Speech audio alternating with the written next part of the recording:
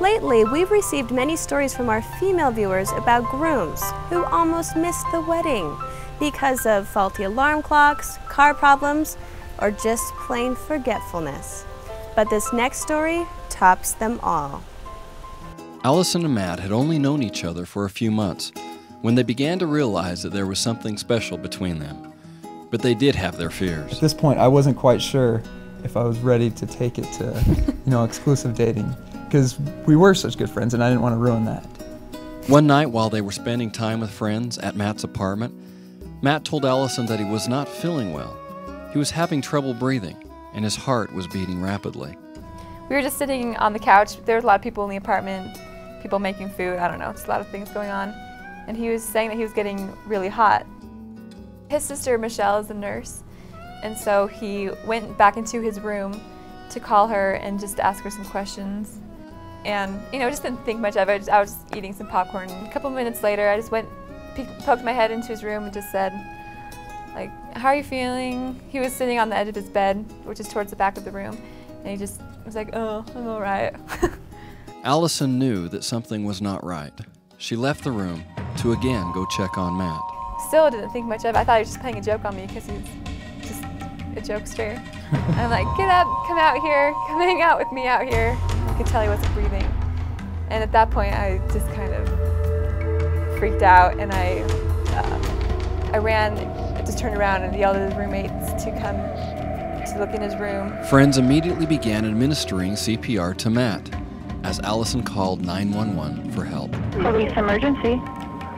Hi, I have a friend who's not breathing. You have a who's not breathing? My friend is not breathing. How old is he? 23. Is he conscious? Give him a blessing. Is he conscious?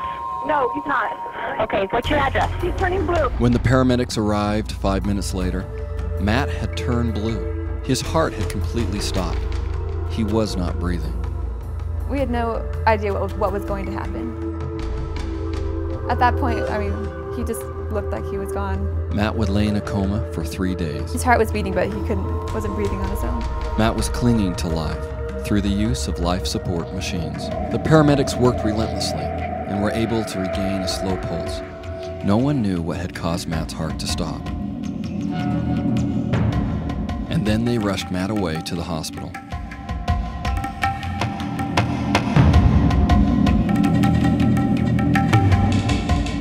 Finally, after the third day of Matt lying lifeless in a coma, Allison received the call. Sunday morning, I was getting ready for church in the morning, and I got a call from our friend saying that he'd just woken up. So I just dropped everything and just ran to the hospital. Allison now feared that Matt would not remember her.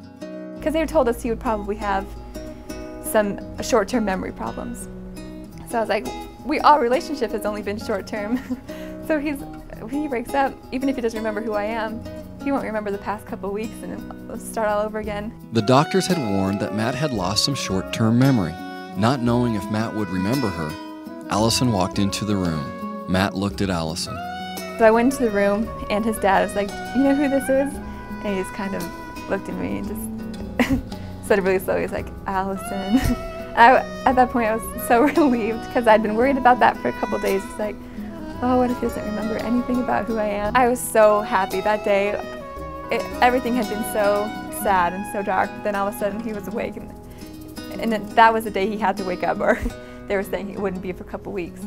So that day was such a good day. That's the happiest I've been in a really long time. I really think that, the time that we spent in the hospital, just all that time she spent in there, we just became so much closer. I really think it accelerated our relationship a lot.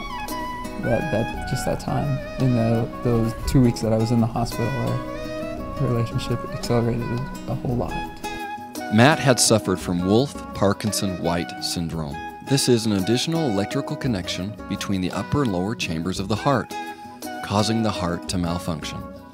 UtahBrides.com is proud to report that Matt has fully recovered. Matt decided to propose to the girl who had saved his life. On August 14th, they were married. Matt and Allison's first kiss was in the hospital. Even through the most strenuous of circumstances, love had proven itself.